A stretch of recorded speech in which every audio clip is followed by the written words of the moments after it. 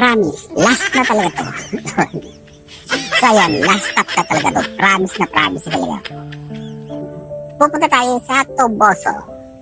Another municipality in the north of Negros. So ayan, in fairness naman sa kanilang color combination. May malaking isda sila. Pero in terms of style, vibe, color combination, sa tingin nyo, anong pwedeng i-vibe sa kanya?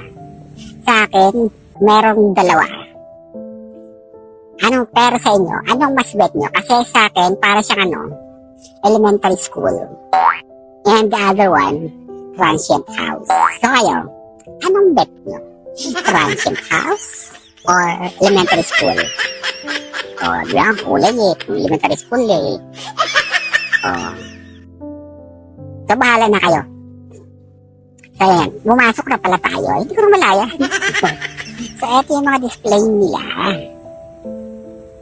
May mga Tupperware, Orocan. Laman yun? So ayan, handicraft na naman. So may mga bag. Yung parang sa ganda na bag nila. Ayan yung tote bag. Tote ba tawag yan? Isa tote. Ang ganda ng design. Ayan, isang ganda rin.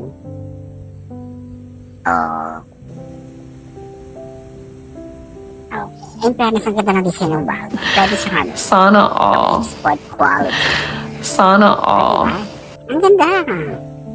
So mga handicraft yung produkto ng Toboso. In fairness sa mga bag nila. Style. May style. Chic. And stylish. Pwede siya talaga pang export quality.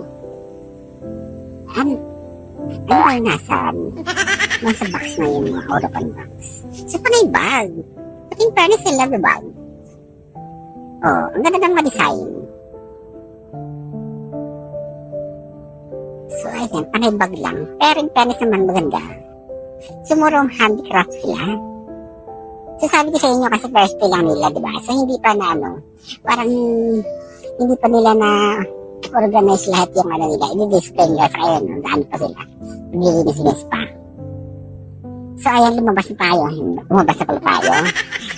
In fairness, ang ganda ng nila. Ayan, yung isda na yun, napakalaki. Pero parang parang hindi siya swak sa sa bahay nila. So ibig ba nilang sabihin, siya? Parang sa resort ito. Kung sa bagay, meron silang mga sunset doon.